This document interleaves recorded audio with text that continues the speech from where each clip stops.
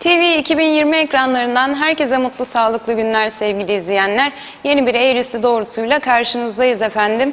Bugün Kıbrıs Barış Harekatı'nın 48. yıl dönümü. 20 Temmuz Barış ve Özgürlük Bayramı sevgili izleyenler.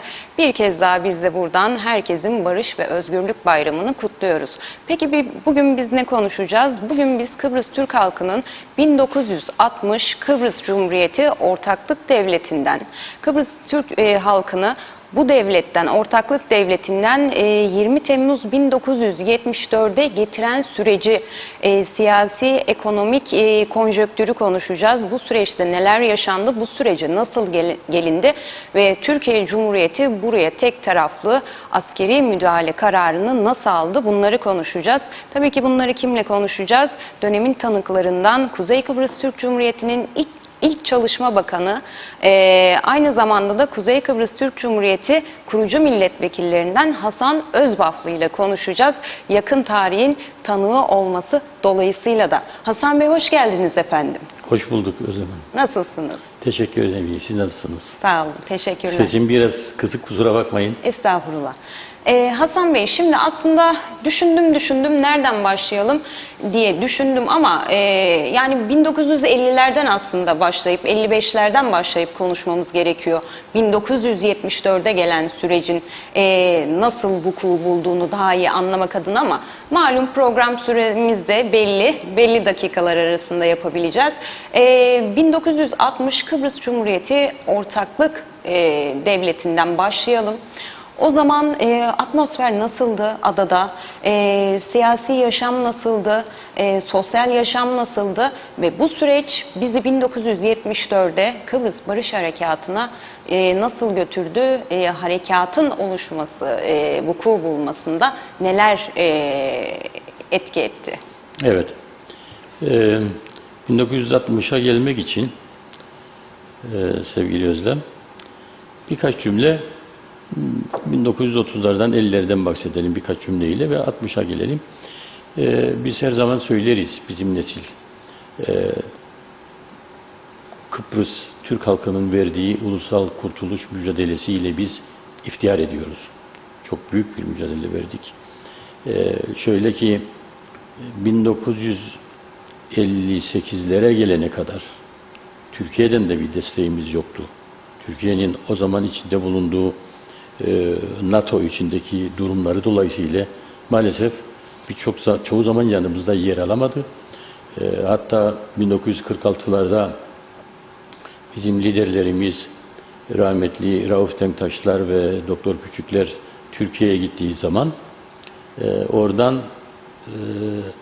ciddi bir uyarı ile geri döndüler. Dediler ki biz bir NATO ülkesiyiz ve bizim müttefiklerimiz de Yunanistan bizim müttefikimizdir.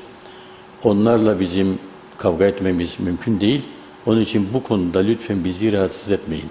Böyle bir uyarı da almışlardı Türkiye'den maalesef. CHP zamanında olmuştu bu. Ve büyük bir moral bozukluğu içinde geri döndüler ama hiçbir zamanda Ulusal Kurtuluş Savaşı'ndaki inançlarından geri adım atmadılar. Sürekli mücadele ettik ve 58'lerde nihayet anavatanı yanımızda bulduk. Efsanevi Türk Mukavemet Teşkilatı'nı kurduk ve özgürlüğümüz için mücadele etmeye karar verdik. Karşımızdaki düşman sayıca ve maddi imkanlar açısından, politik destek açısından bizden çok üstündü. Ama hiç yılmadık çünkü biz inanmıştık. Biz haklıyız bu davada ve kazanacağız dedik. Ve 1960'da artık baktılar, tabii Rumların bütün şeyi biliyorsunuz. 55'lerde işte bir Enosis hareketini başlattılar. EOK kanalı ile her tarafta bombalar patlattılar. Nerede bir Türk bulsalar mutlaka öldürürlerdi. İngilizlere karşı da savaştılar ve sonuçta 1960'ta Cumhuriyet kuruldu. Nasıl kuruldu? Türkiye, İngiltere ve Yunanistan bir araya geldi ve dediler ki ya bu Enosis'in olması mümkün değil. Sizin istediğiniz Taksim de şu aşamada mümkün değil. Geliniz bir federal yapı içinde. Hani şimdi hep federal devletten bahsederler ya, 1960 devleti bir federal devleti. Federal bir yapı içinde Kıbrıs Cumhuriyeti adı altında sizi birleştirelim teklifi geldi ve her iki taraf kabul ettiği için başladık.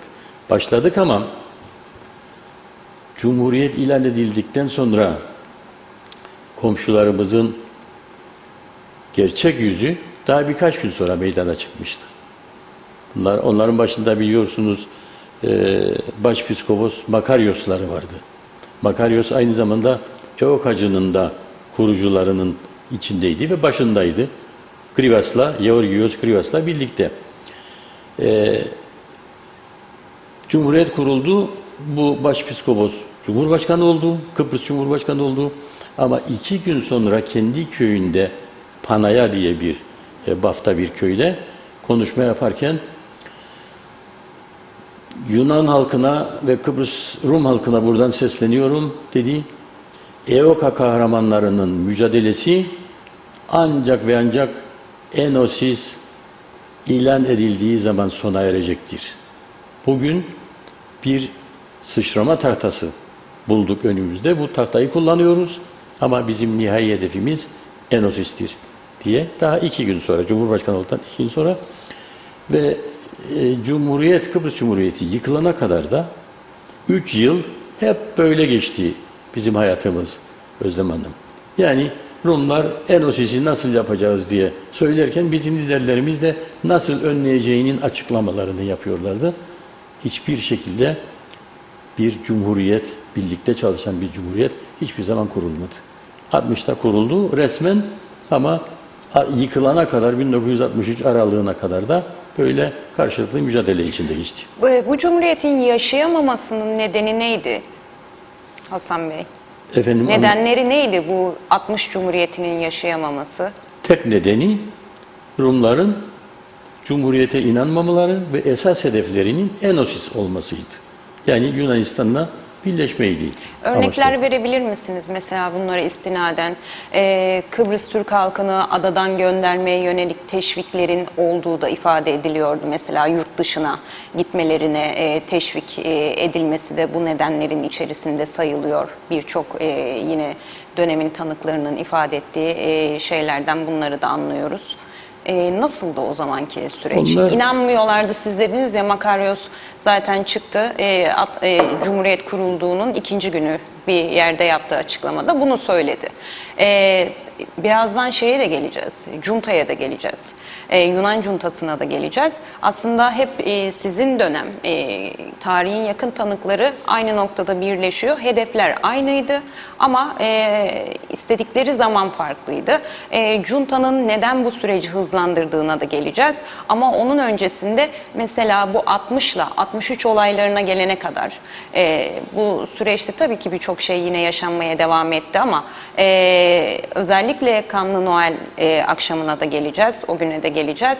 Neler yaşanıyordu? Kıbrıs Türk halkına yönelik ne gibi neden sayabileceğimiz fiiliyatlarda bulunuluyordu mesela? Bir kere konuşmamın başında da size arz ettiğim gibi Özlem Hanım, hiçbir zaman ciddi bir cumhuriyet olarak algılanmadı bu Rumlar tarafından. Sürekli olarak nasıl yıkılacağı ve Enosis'in nasıl ilan edileceği üzerinde çalışmaları vardı Rum arkadaşlarımızın.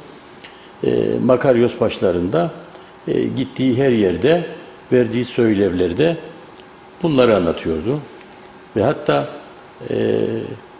bunlara karşı çıkan gruplar vardı. Yani siz bu anlaşmayı niye imzaladınız? Kıbrıs Rum halkı bunu istemiyordu. Biz Enosis için mücadele edeceğiz diyordu. Yer altındaki EOKA yer altında geçti ama faaliyetlerinden vazgeçmedi.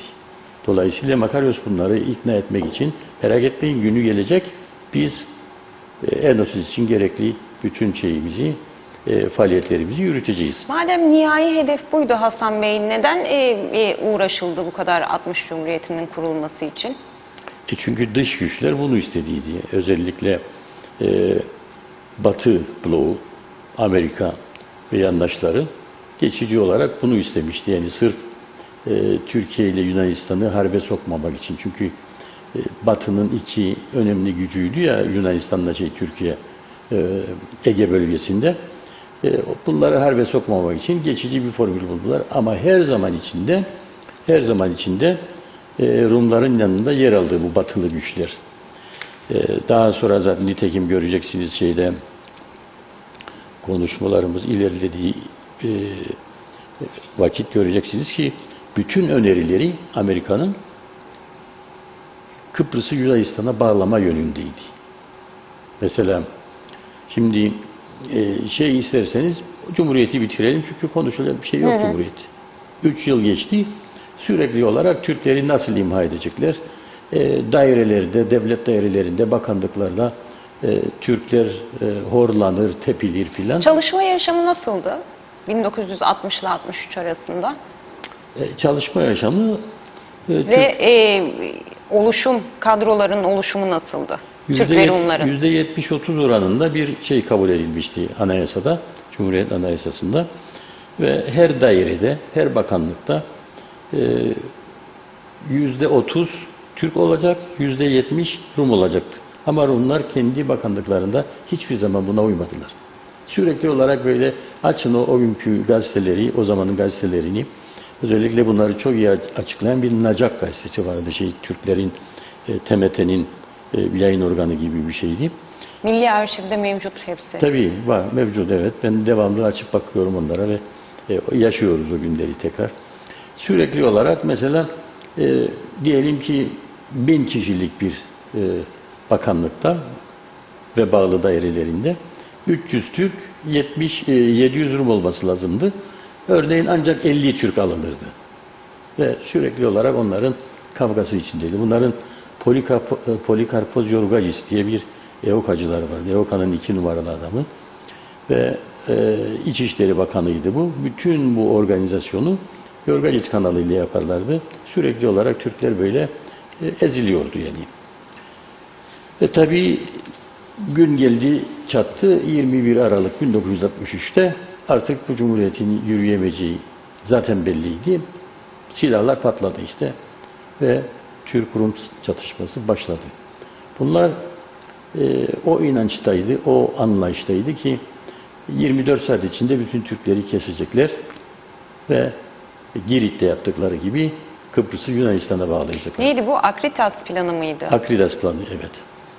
Ve maalesef düşünün bu Akridas katliam planının başında Cumhuriyet'in İçişleri Bakanı vardı. Polikarpos Yorgagis. Düşünebilir misiniz? Yani nasıldı bu Cumhuriyet? Bir Cumhuriyet düşünün ki İçişleri Bakanı ortaklardan birinin halkını nasıl katliama tabi tutacağının planlarını yapardı ve liderliğini yapardı. Öyleydi Kıbrıs Cumhuriyeti. Ve silahlar patladığı zaman maalesef Rumlar açısından maalesef diyorum böyle kolay yutulur bir lokma olmadığımızı anladılar. Çünkü biz de bereket versin ki efsanevi Kurtuluş Teşkilatımız Türk Mukavemet Teşkilatı sayesinde o günlerin hazırlığını yapmıştık. Düşünün hiçbir yerden bize böyle bu büyük NATO ülkelerinden, Amerika'dan, şuradan buradan silah gelmezdi ama bereketçiler dediğimiz bir şey vardır. Duymuş olmanız lazım Özlem Hanım sizin. Bereketçiler Erenköy'deki balıkçı sandalları ile balık avlayan balıkçılarımız işi silah getirmeye çevirdiler ve sandallarla Türkiye'ye giderek silah taşıyorlardı bize. Yerli halkımız yapıyordu bunu. Yani ilk gittiklerinde orada yakalandılar ve hapse atıldılar. Çünkü çıktı oradan sahil güvenlik Türkiye'de. Siz kimsiniz? Biz Kıbrıslı Türk'üz. Ne yapmaya geldiniz buraya?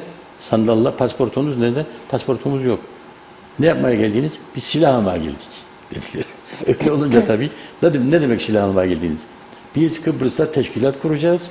Rumlara karşı savaşacağız. Onun için de sizden silah almaya geldik. Öyle mi? Yani içeri.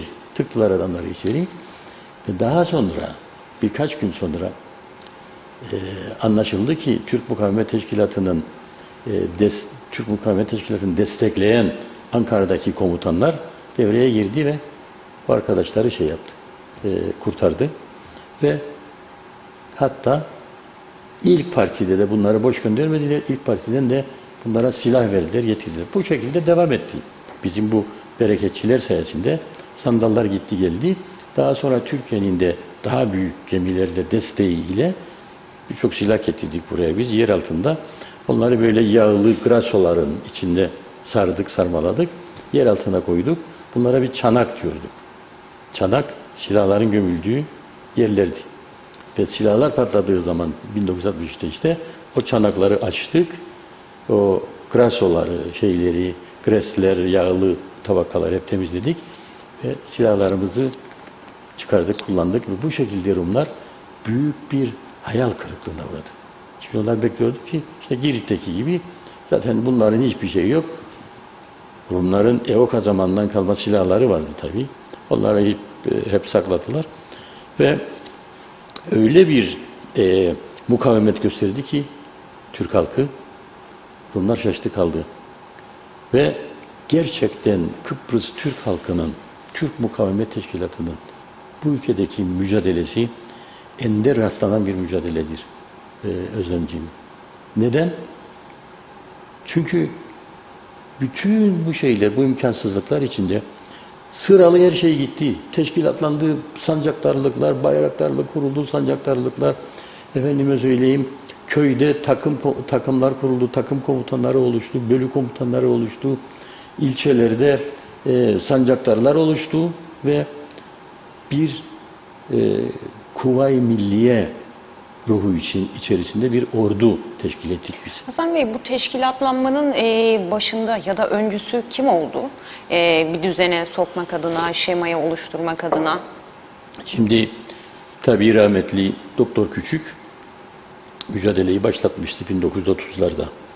40'larda filan işte Halkın Sesi'ni kurdu. O gazete sayesinde büyük bir mücadele başlatmıştı.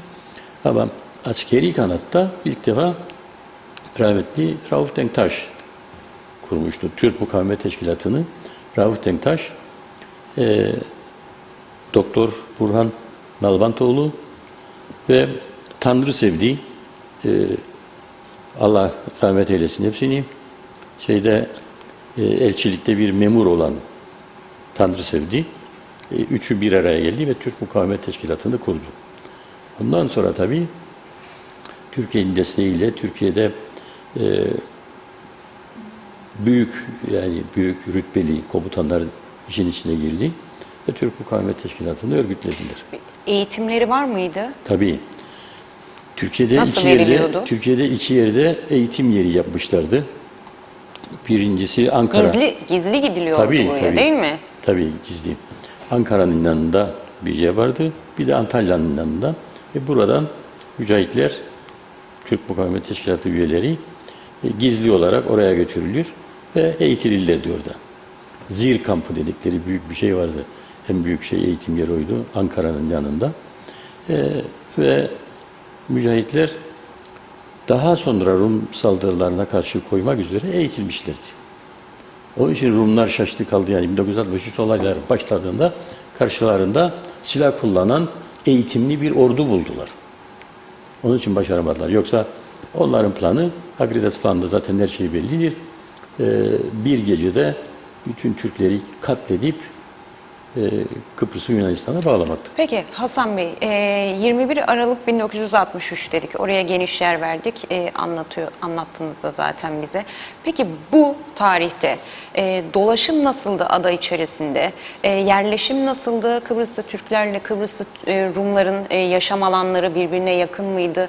Yoksa yine bir kamplaşma olmuş muydu köyler arasında? Nasıl bir ortam vardı? Ve siz o zamana dair bize bir anekdot paylaşabilir misiniz? Sizin de içerisinde bulunduğunuz bir olay.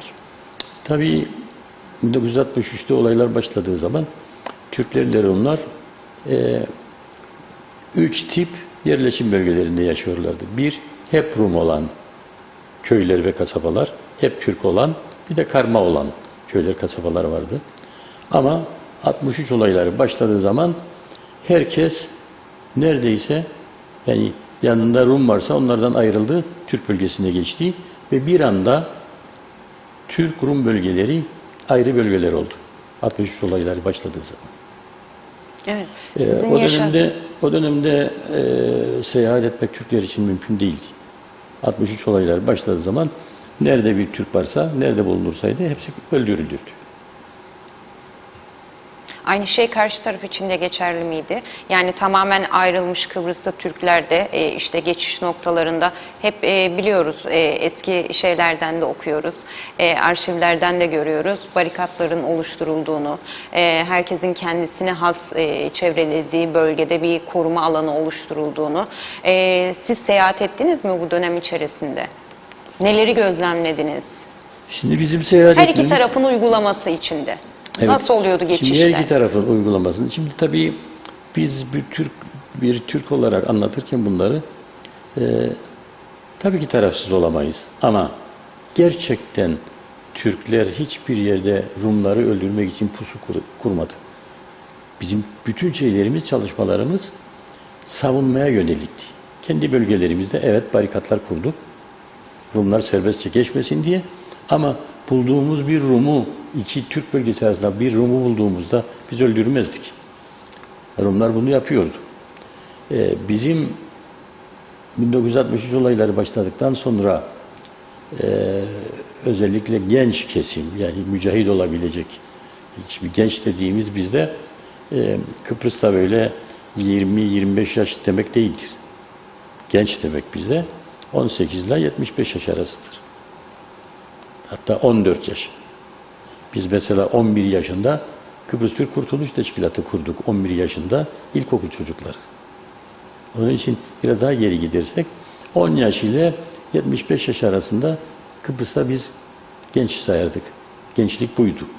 Bu genç yaşta sayılacak insanlar hiçbir şekilde özgürce seyahat edemezdi. Mesela uzun süre olaylar başladıktan sonra biz otobüslere binip iki kasaba arasında seyahat edemezdik. Ya dağlardan gece vakti dağlardan, derelerden geçip giderdik. Ya da seyahat etmezdik yani. Hasan Bey, peki bu süreçte 63 olayları başladığında Türkiye Cumhuriyeti'nin Kıbrıs'a olan bakışı nasıldı? Nasıl bir fiiliyat pozisyonunda bulunuyordu? O zamanki dönemde biliyoruz ki aslında Türkiye ki bu sizin de aslında dönemin tanıklarının söylediği şey, Türkiye askeri harekatı en son şey olarak düşünüyordu. Buna neden olan, patlak veren olay ne oldu? 1974'e geçelim dilerseniz, 20 Temmuz 1974'de. Ama onun öncesinde de bu 63'te Türkiye nasıl bir tavır sergiliyordu? Bu süreçte biliyoruz Türkiye'nin gözdağı vermek için burada jetlerini görevlendirdiğini, alçak uçuş yaptığını ama Kıbrıslı Türklerin bu dönemde geldiydi, geliyordu, kurtarıyordu şeklinde ama bunun gerçekleşmediğini gördük. Ta ki 20 Temmuz 1974'te çıkarma plajında göklerde görülen şeylerle birlikte, paraşütlerle birlikte. O süreç nasıl geçti? Tabii bahsettiğimiz dönemde 1963'lerde, 65'lerde, 66'larda filan Türkiye'nin askeri gücü pek yoktu. Yani yardım etmek istemediğinden değil, muhakkak zaten bizi bu çatışmaya Anavatanımız teşvik etti son Türk Mukavemet Teşkilatı'nı kurduktan sonra. Ama bizi bugünkü anlamda kurtaracak bir askeri gücü yoktu. O bakımdan büyük imkansızlıklar içinde biz savaşmak zorunda kaldık ve bu arada tabii dış güçler, özellikle Amerika, o zaman eski Dışişleri Bakanları Acheson sayesinde bir takım planlar koydu ortaya ve düşünün, bakın o planları incelediğinizde neler vardır sevgili Özlem. Bunları incelediğimizde Türklerin müdafasının, savaşının ne kadar büyük ve onurlu olduğu meydana çıkıyor. Amerika'nın planı şuydu. Dedi ki, Türk hükümetleri de dedik ya askeri açıdan zayıf. Başlarında rahmetli İsmet İnönü vardı. Eski bir Kurtuluş Savaşı komutanı ama Türkiye'nin o günkü gücü Kıbrıs Türk'ünü reel olarak yani bugünkü şekilde kurtaracak durumda değildi. Ve bu Açeson'un yaptığı neydi? Dedi ki artık dedi bu işi bitirmek lazım. Kıbrıs sorununu çözmemiz lazım. Bu sorunun çözülmesi için de Kıbrıs'ın Yunanistan'a bağlanması lazım. Başka yol yok. Ne olacak? Türkiye'ye bu Büyükkonuk köyü var ya, orada 200 kilometre karelik bir yer verilecek, bir üs verilecek. 50 yıllığına kiralanacak bakın. Yani ayrı bir bölge verilecek de değildi. 50 yıllığına kiralanacak. Türkler eğer Kıbrıs'ta yaşamak istemeyen Türkler varsa onlar Meis Adası'na taşınacak. Meis Adası biliyorsunuz Türkiye'nin yanında küçük bir adacık, 500 nüfuslu. 500 nüfuslu bir ada Türkiye'ye verilecek ve Büyükkonuk yanında 200 kilometre kare civarında bir üs verilecek. Tamam. 50 yıllığına kirayla bu da. Ve bunun karşılığında Enosis ilan edilecek. Yani Kıbrıs Yunanistan'a bağlanacak. Ve maalesef nedendir bilmiyoruz. Hala da biz anlamadık bunu ama o zaman Türkiye hükümeti bu planı kabul etti. Sevgili Özlem. Düşünün yani bu 50 yıl işte geçti. Şimdi eğer ama neydi bizi kurtaran? Zaten 1974'te de geldiğimizde göreceğiz ki onlar bizi kurtardı. Yani Rumlar, başlarında da Makarios ve Grivas bizim kurtarıcılarımızdır. O dönemde de bizi kurtaran Makarios oldu. Nasıl kurtardı bizi? Çıktı dedi ki bizim Enosis politikamız kayıtsız, şartsız Enosis'tir. Bak, kayıtsız, şartsız Enosis. Burada şart var. Nedir şart? Türkiye'ye 50 yıllığına kira ile verilecek bir üs söz konusu olduğu için bu kayıtsız şart var bu teklifte. Onun için kabul etmiyoruz dedi. Ve biz kurtulduk. Yoksa Enosis olmuştu. Yani peki Yunan juntasını harekete geçiren ve Makaryos'a darbeyi salık veren şey neydi, neden neydi? 1960 Madem Enosis diyordu Makaryos'ta. 1967'de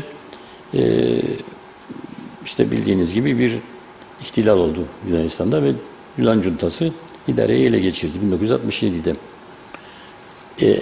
Makaryos aslında en tehlikeli Enosisçiydi. Yani akıllı düşman. Bizim açımızdan Makaryos akıllı düşmandı. Niçin? Zaten 1974'e geldiğimizde sevgili Özlem yarı yarıya Enosis gerçekleşmişti. Artık Türklerin daha fazla devam edecek gücü kalmamıştı. 11 yıl savaştık, çarpıştık ama baktık ki bu işin sonu yoktur. Ve şunu da söyleyeyim size. Her zaman bir söyleriz. Ve bugünkülere daima bunları hatırlatırız. 1963'ten 74'e kadar bütün Kıbrıs Türk halkı 30 lira maaşla çalıştı, yaşadı. 30 lira maaş, düşünebilir misin? Dünyanın hiçbir yerinde böyle bir şey görülmedi.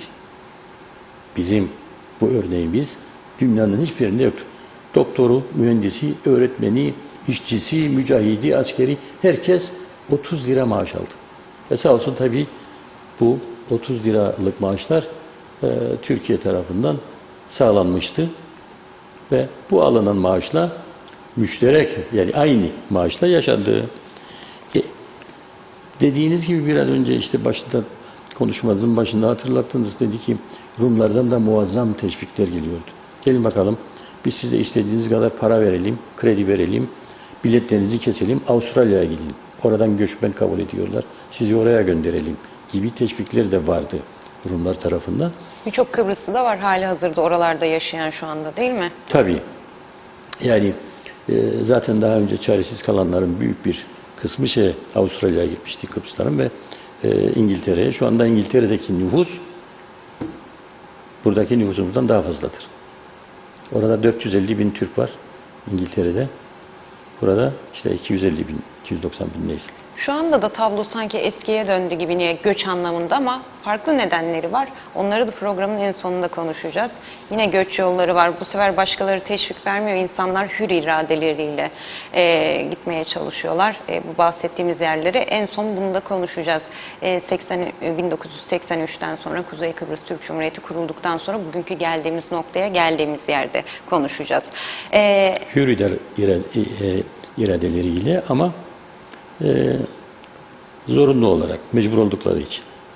Evet. Peki Hasan Bey,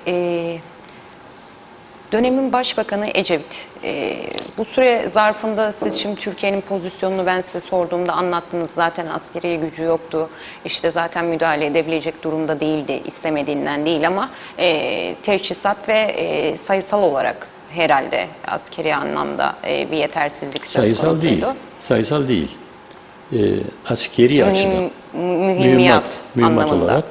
Çünkü mesela 1967 Rumlar yaptıklarında burada bazı köylerimize büyük bir saldırı düzenlediler. 30-40 Türk'ü katlettiler. Geçitkale'de, Boğaziçi'nde.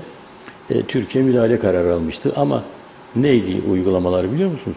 Yolcu gemileriyle asker buraya çıkacaktı. O da mümkün değildi. Bereket versin ki öyle bir şeye tevessül etmediler. Yoksa büyük bir fiyasko olacaktı. Hem bizim için hem Türkiye için. Hı hı. Tek bir çıkarma gemimiz yoktu. O günden sonra Türkiye anladı ki biz eninde sonunda bu Kıbrıs'a müdahale etmek zorunda kalacağız. Ve başladılar NATO dışında milli ordu kurdular. Çıkarma gemileri yapmaya başladılar. Türkiye kendi imkanlarıyla ve 1974'de geldiklerinde bir çıkarma yapacak güce sahipti Türkiye.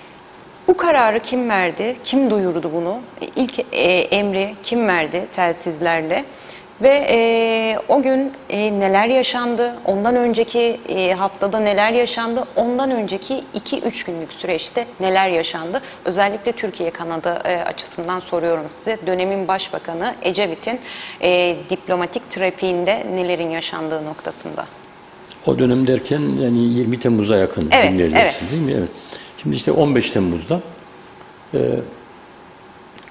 Yunanistan dedik ya şimdi Makaryos da Enosis yanlısıydı. Ama bizim için akıllı düşman derken şunu kastediyoruz. Nasıl olsa artık Kıbrıs Türk halkı tahammül edemeyecek bu şeye, baskımıza yavaş yavaş göç edip gidecekler. Ve eninde sonunda biz burada Yunanistan Kıbrıs'a sahip olacak. Ve sürekli olarak da o esnada bunu hızlandırmak için gerek teşvikle, gerek zorla, gerek katliamlarla bunu bu konuda mesafe alıyorlardı.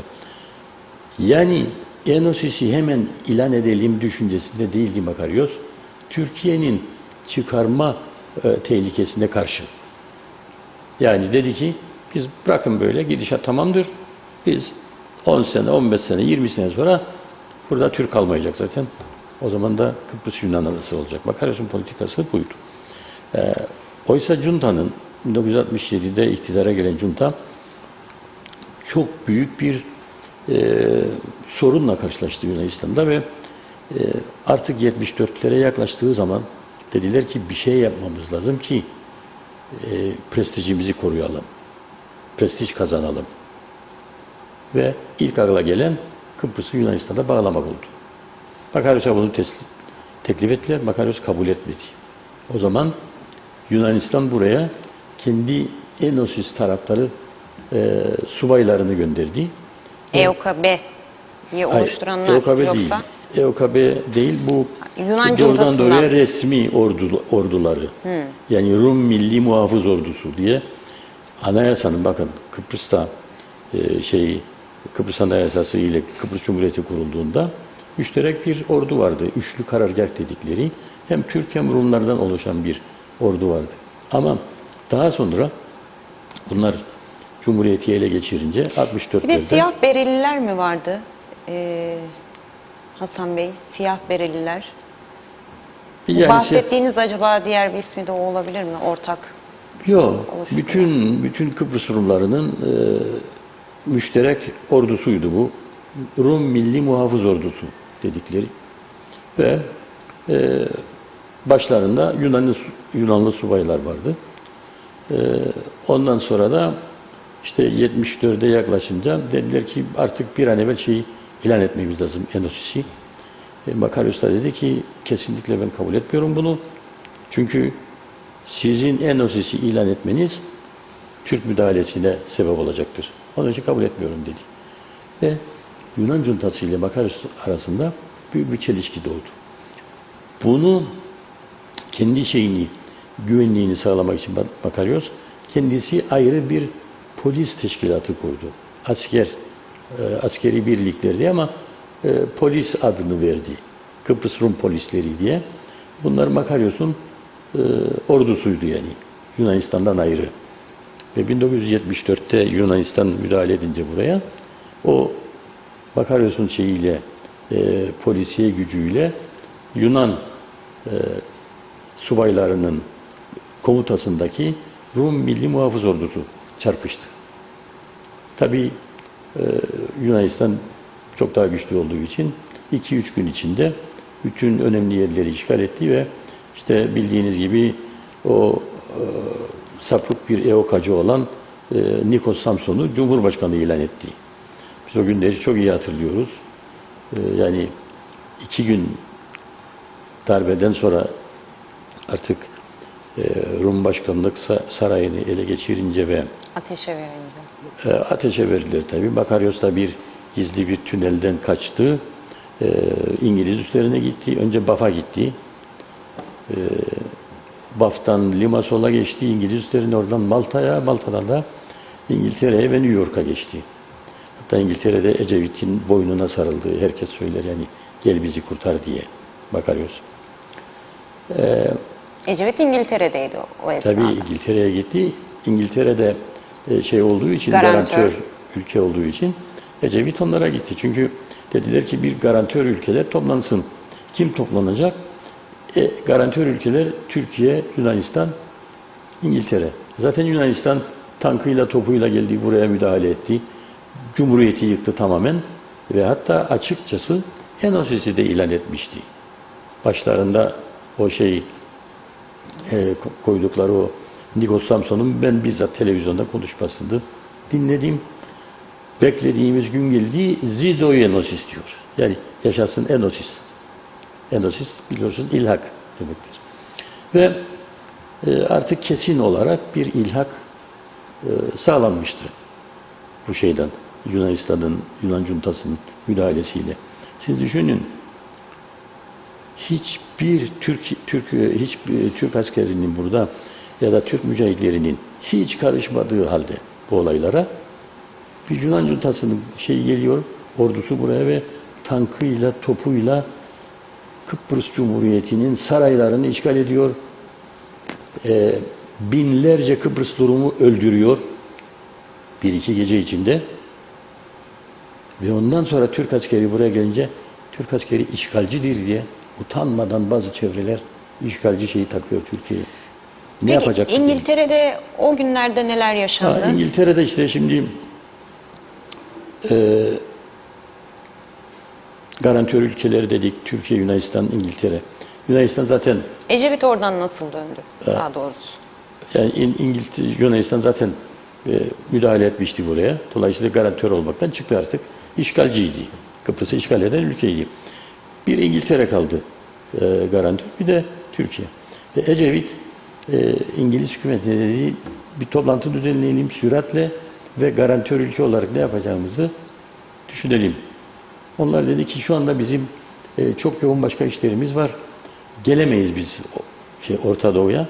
Hemen Ecevit uçağa atladı ve o gitti. İngiltere'ye gitti ve dedi ki biz garantör ülkeyiz. Şu anda Yunanistan Kıbrıs'ı işgal etmiştir. Ya müdahale edip Yunan ordusunu oradan atacağız ya da biz ayrı müdahale edeceğiz dedi. İsterseniz gelin müşterek yapalım dedi. Ama İngiliz yanaşmadı buna. Tek başına kaldı Ecevit ve biliyorsunuz döndüğü zaman da çok büyük bir heyecan içinde Türk ordusunu 20 Temmuz 1974'te sabah 5'te Kıbrıs'a gönderdi. Siz o gün neredeydiniz? İlk nereden duydunuz, haberi aldınız? Ben o gün bir gün önce... Öncesinden ayak sesleri gelmiş miydi? Biliniyor muydu? Özellikle TMT tarafından. Tabii. Zaten 15 Temmuz'da Yunanistan buraya müdahale edince artık her gün Türkiye'nin müdahalesini bekliyorduk, çıkarmasını bekliyorduk. Büyük bir şanssızlık eseri ben çocuklarımı bir hafta önce Baf'a götürmüştük. Biz Baf'ın Kalkanlı köyündeniz ve tam olduğu gün Rumların müdahalesi olduğu günden bir gün önce pazar günü, pazartesi 15 Temmuz'da oldu Rumların müdahalesi. Pazar günü de ben çocuklarımı köye götürmüştüm. Ve döndüğümde pazartesi işe döndük. Ben o zaman yeni mezun olmuş bir kimya mühendisi olarak bu Türk fabrikalarını organize ediyordum. Kooperatifin gıda fabrikaları vardı. Onlara bakıyordum. Ve büyük bir çıkmaza girdik tabii. Çünkü Yunanistan müdahale etti. Garanti Türkiye'de müdahale edecek. Ama ben gidip çocuklarımı alamam. Baf'a gitmem lazım filan. Gerçekten büyük sorun. İnsanların haleti, ruhiyesi nasıldı? Bölünmüş... Her iki taraf içinde. Kıbrıslı Rumlar içinde, Kıbrıslı Türkler içinde. Kıbrıslı Rumlar zaten İnsanlar ne konuşuyordu yani arasında? Nasıl bir beklentileri vardı? Yani bir korku ve belirsizlik vardı herhalde toplumda, değil mi? Tabii ki bir korku var. Çünkü artık savaş kokusu iyice geldi. Yani Yunanistan geldi buraya tankıyla, topuyla darmadağın etti. Rum tarafını ve işgal etti. Ne olacak? Türkiye ya müdahale edecek ya diyecek ki ben Kıbrıs'tan vazgeçtim. Onu da yapmazdı. Hele Ecevit gibi bir büyük kahraman diyoruz biz. Ecevit gerçekten büyük kahramandı. Çünkü büyük imkansızlıklar vardı gene. Rum tarafında peki Makaryos ve Yunan cuntasına bakış açısı nasıldı? Halkta nasıl bir eğilim vardı? Şimdi Makaryos'un halk içinde çok büyük bir desteği vardı. Ama 15 Temmuz 74'ten sonra artık o halk desteğinin bir anlamı yoktu. Yunanistan geldi burayı işgal etti her tarafta. Ve o kadar çok katlarca Halkın isteğinin de bir anlamı yoktu. Halkın isteğinin, eğiliminin de bir anlamı yoktu. Tabii. Zaten biz bu harekete karşıyız diyeni hemen anında katlettiler Yunanlılar. Yani ne kadar binlerce Rum'u bir iki gecede katlettiler o zaman. Dolayısıyla büyük bir tehlike vardı tabii. Şimdi biz artık görünmüştü. Yani Türkiye buraya gelecek, müdahale edecek. Bizim ne kadar askeri gücümüz var, nasıl savunabiliriz? Onların hesabını yapıyorduk. Ama bölünmüş olan aileler arasında da gerçekten büyük vardı, büyük tedirginlik. Mesela bizim gibi. Benim çocuklarım Baf'ta kaldı. Biz Lefkoşa'daydık. Ve nitekim bütün barışçı teşebbüsler yapıldı Ecevit tarafından. Başaramayınca 20 Temmuz 1974'te havadan, karadan, denizden buraya müdahale etti. Her ikisi de Sayın rahmetli Ecevit ve rahmetli Denktaş aynı anda radyodan ve televizyonlardan beyanat verdiler. Şu anda Kıbrıs, şu anda Türkiye Cumhuriyeti dedi Denktaş Bey, havadan, karadan ve denizden çıkarma hareketini başlatmıştır. Herkes yerinde kalsın, bir yere gitmeyin. Türk ordusu bizi kurtaracak güçtedir şeklinde bir açıklama yaptı. Gazanız mübarek olsun dedi Denktaş Bey. Ama saat farkı dolayısıyla aynı anda planlıyorlardı.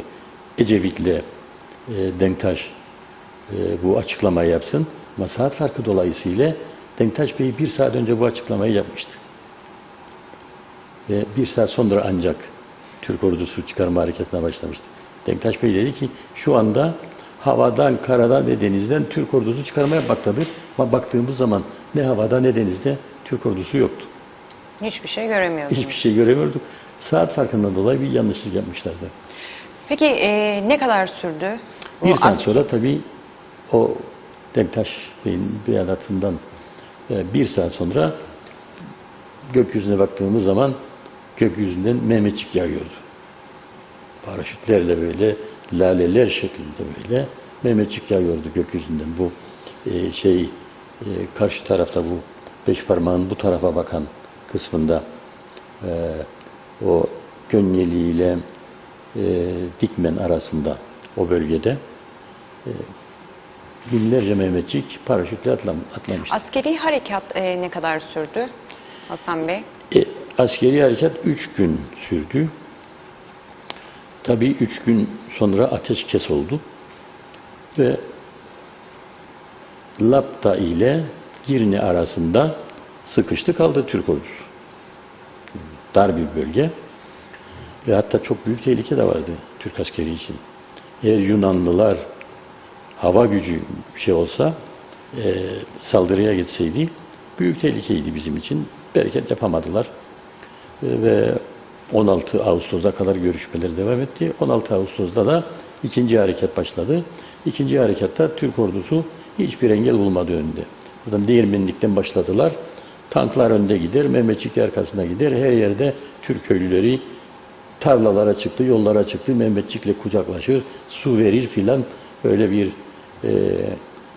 özlediğimiz bir tablo çıktı meydana tabii. Peki Hasan Bey, siz dediniz ki ailem o gün Baf dediniz değil mi? Yanlış hatırlamıyorsam. Orada kaldı. Ben Lefkoşa'daydım dediniz. Sizin gibi herhalde birçok aile vardı, birçok insan vardı. Esir değişimi ya da nüfusların değişimi nasıl gerçekleşti? Ateşkesten hemen sonra mı yapıldı bunlar? Orayı da kısaca isterseniz bir Tamam, ateşkesten hemen sonra herkes kendi başının çaresine bakıyordu. Hiçbir anlaşma falan yoktu daha. Mesela benim çocuklarım Kalkanlı köyündeydi ve hiç haber almamıştım.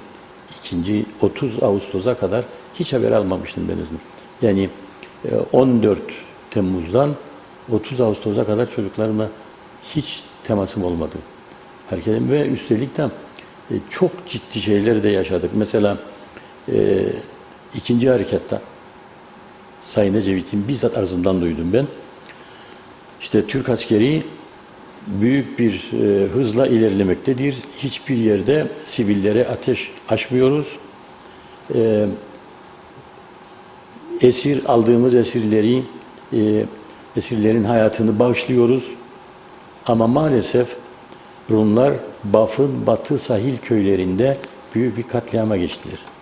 Şeklinde bir açıklaması olmuştu. Baf'ın batı sahil köyleri de benim köyümdü. O köylerden biri de benim köyümdü. Ve orada cinsiyet farkı, yaş farkı gözetmeksizin Rumlar büyük bir katliama geçti diye biz duyduk şeyi. Bizim çocuklarımız da orada. Tabii büyük bir acıydı bizim için. Bereket versin oldu. İkinci harekat oldu. Ondan sonra benim çocuklarım nasıl geçti buraya biliyor musunuz? Bir Yunan kadını, tanıdığımız bir Yunan kadını,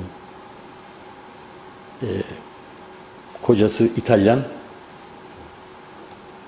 Antonio Buttafuoco. Hiç unutmam bu ismi.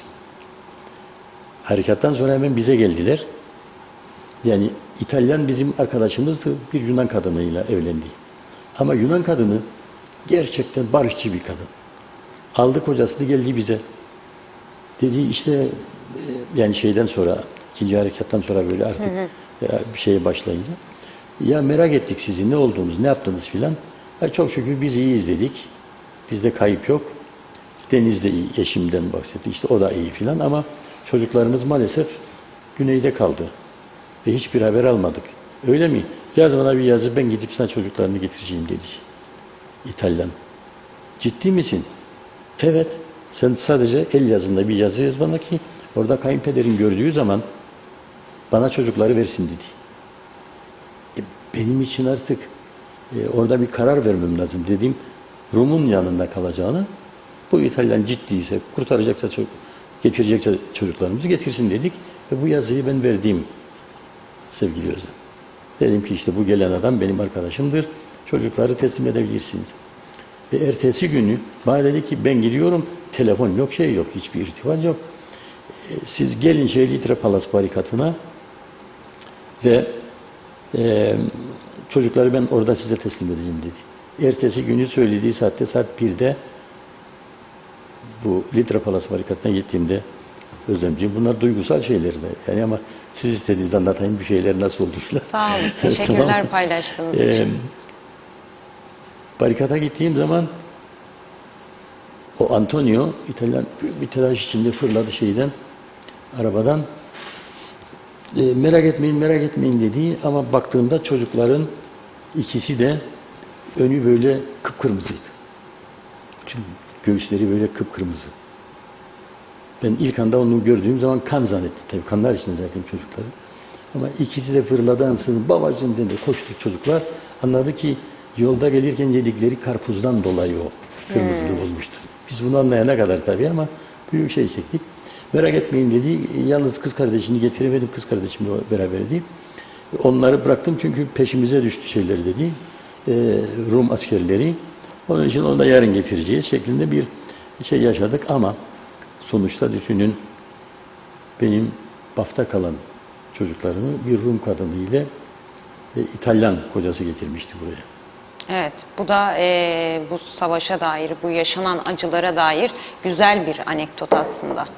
İnsanlığın, sevginin, barışın, güzelliğin, güzel düşüncelerin ne din, ne dil, ne ırk tanımadığına dair çok güzel bir anekdot sizin söylediğiniz bu örnek. Tabii Peki, bir şey ilave edeyim, özür dilerim, bir şey ilave buyurun. edeyim bununla ilgili. Bizde bulunduğum görev icabı buradan alınan Rum esirleri kamyonlara doldurulur ve Litra Palas barikatı yanında ben işte biraz Rumca bildiğim için beni oraya koydular bir şeydeyim diye. Bunlarla konuşup gönderelim diye. Ve ben Ecevit'in konuşmasını duyduğumda Baf'ın batı sahil köylerinde katliama geçti Rumlar duydum. 50 tane Rum esiri vardı yanımda. Esir aldığımız 50 Rum esiri vardı.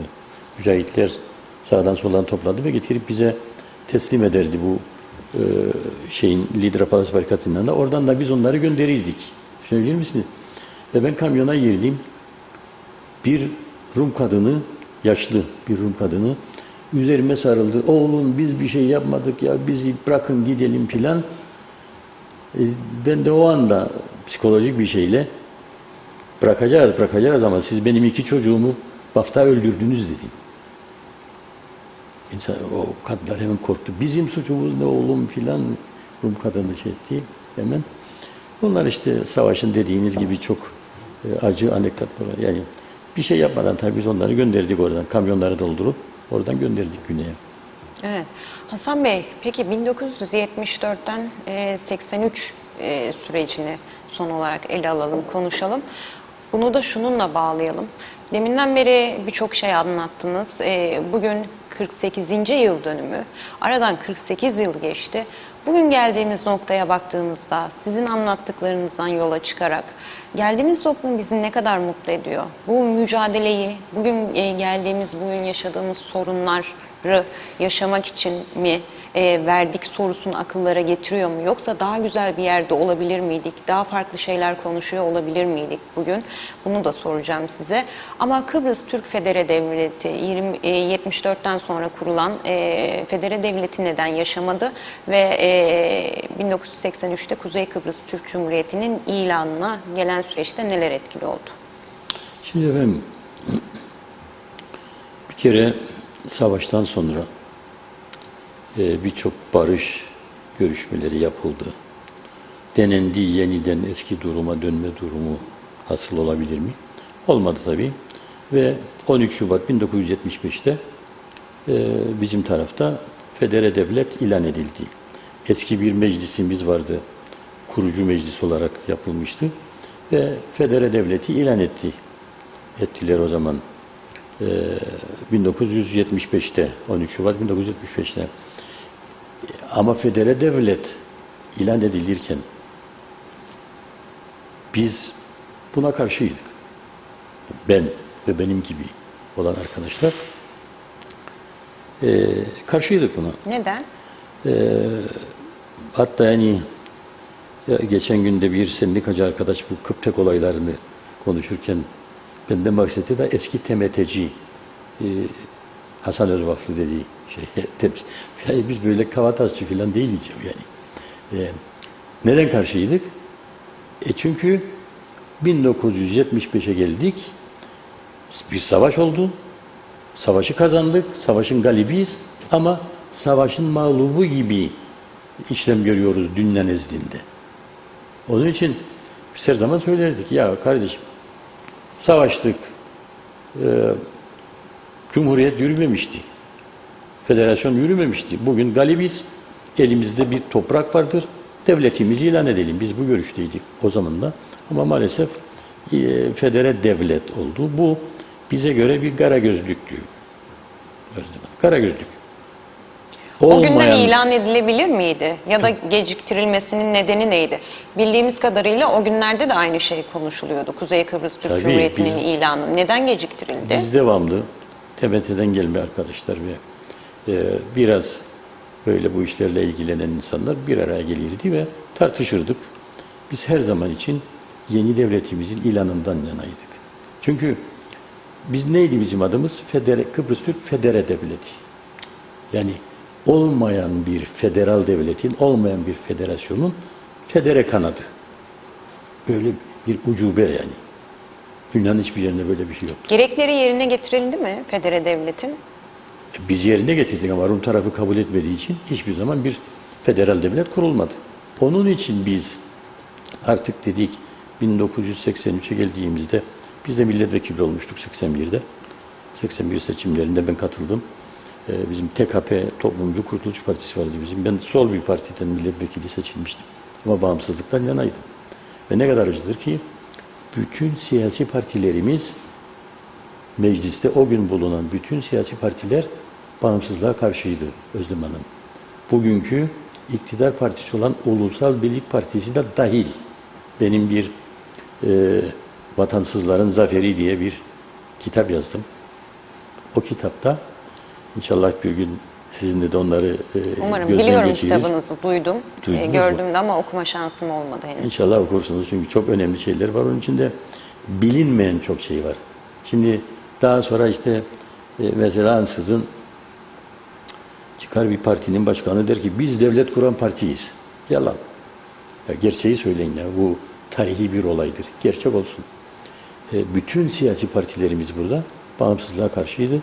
Denktaş Bey'in önderliğinde biz 5 bağımsız milletvekili bir araya geldik. Bağımsız milletvekildir. Bir araya geldik.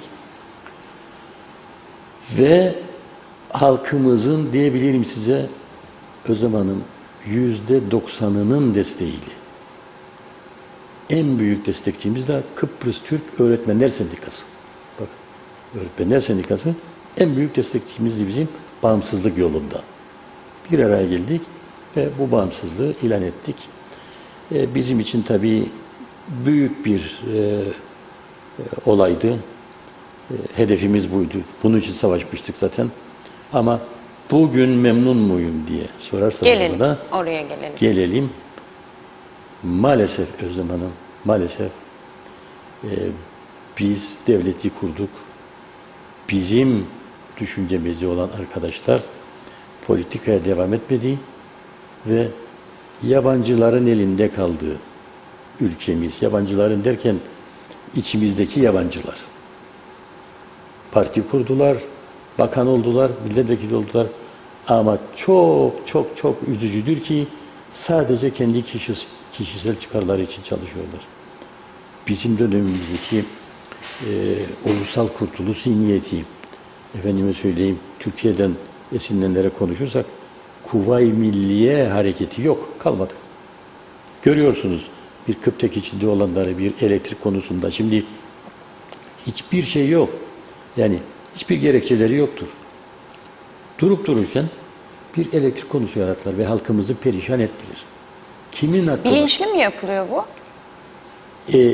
Bilinçli, nasıl bilinçli? Hatırlarsanız geçen devaki programımızda ben size bazı çetelerden bahsetmiştim. Bu çeteler toplumun birçok önemli yerlerine hakim oldu. Kıptek de bunlardan biridir. Bugün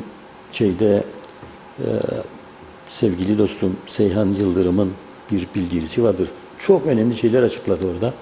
Bu çetelerin nasıl çalıştığını geniş bir şekilde anlattı. Hep o söyledikleri doğrudur ve kutlarım Seyhan'ı. İnşallah işler değişir. Çünkü bazı önlemler almak zorunda kalıyor şimdi Türkiye hükümetiyle. Bizimkiler de burada. Bu iş böyle yürümez. Düşünün Özlem Hanım. Yani biraz önce ne güzel anlattık. İşte bir bağımsızlık hareketi yaptık değil mi? Savaştık. Bağımsızlık hareketi yaptık. Bağımsız devlet kurduk. Ve bugün bu bağımsız devlet bizim hükümeti, başında olan hükümet yarattığı acayip bir elektrik kaosunu çözmek için gidiyor Rum tarafında Rum hükümetiyle anlaşma imzalıyor. Bizim bunu kabul etmemize olanak yoktur. Hem de nasıl? Nasıl bir anlaşma? Bizim bahsettik çok sağ olsun sizin Diyalog Gazetesi ve Diyalog TV bu konuyu devamlı işliyor ve ne kadar üzücüdür ki sadece siz işliyorsunuz bunu. Bu konuştuğumuz konuyu şimdi. Yapay bir elektrik sorununu çözmek için gidip Rum tarafıyla anlaşma imzalıyorlar.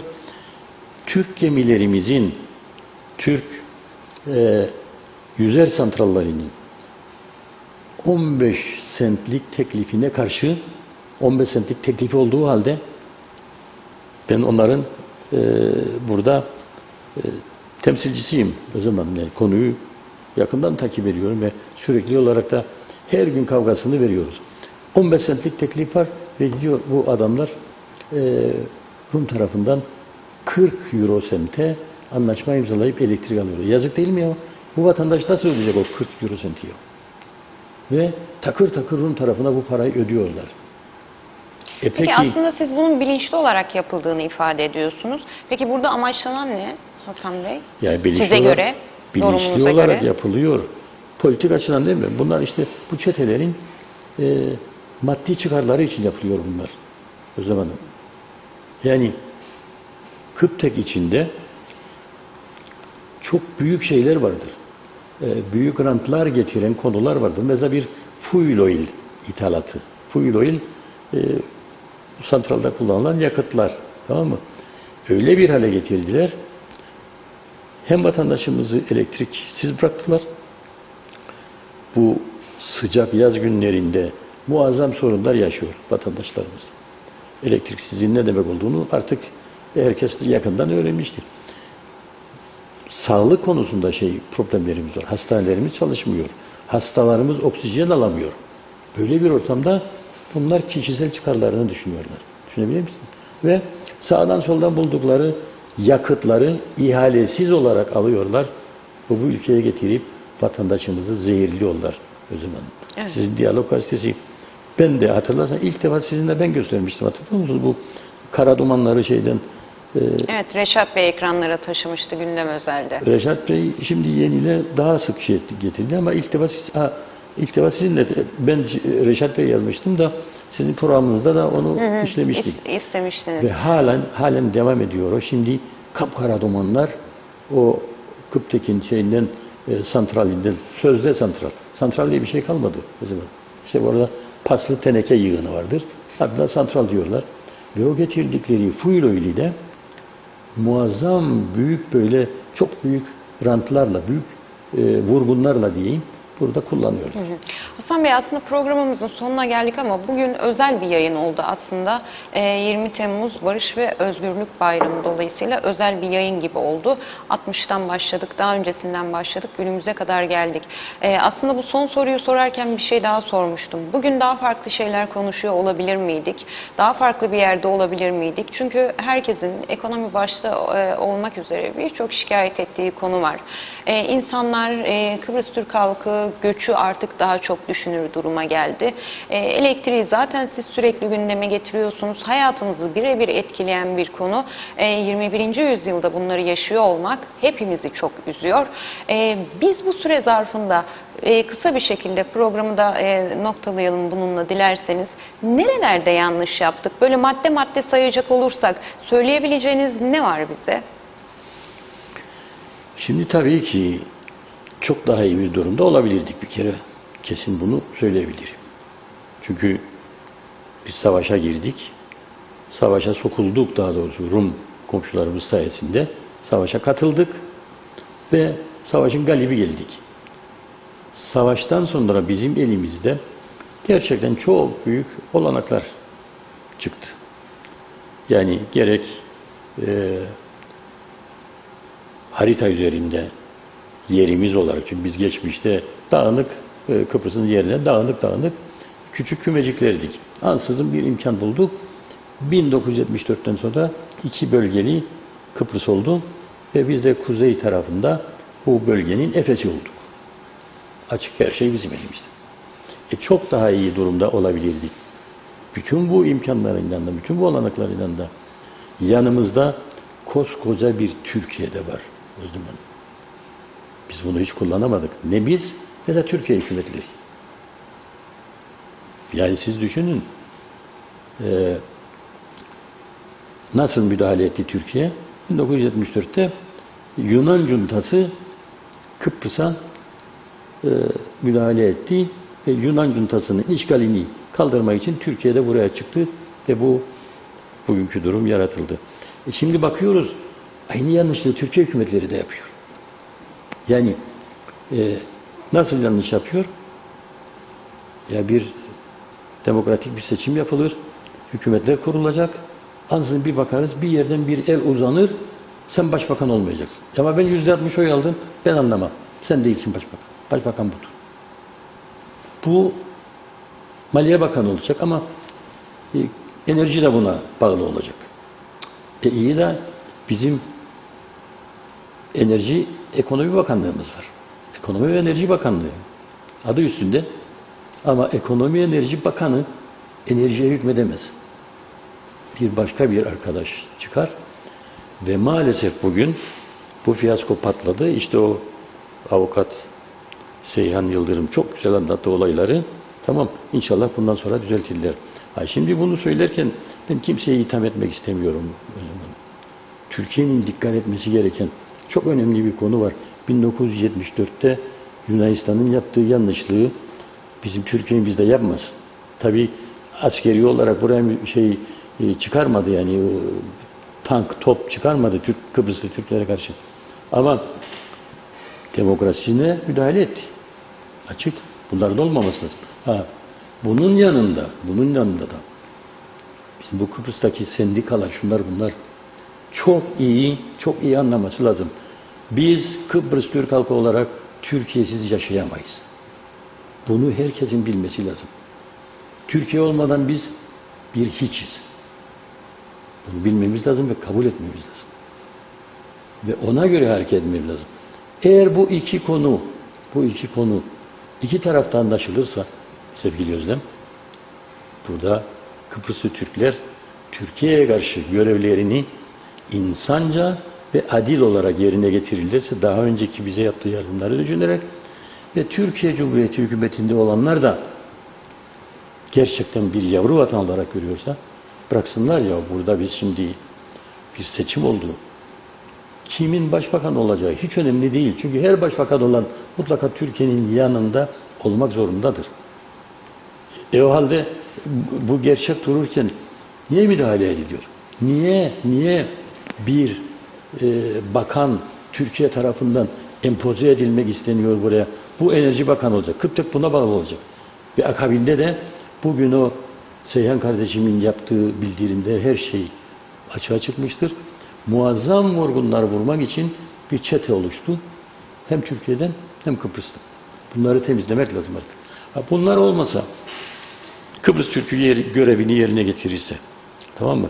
Artık bu sendikalarımızın, bu birliklerimizin, bu sivil toplum örgütlerinin, Sayın Akar bağırıyor her gün. %100 bütün söylediklerine katılırım. Yani 1974'te senin eline muazzam olanaklar verildi. Hepsini kırdın, döktün, çarçur ettin ve çıkıyorsun bugün bir de Türkiye'ye karşı laf ediyorsun. Olmaz böyle şey.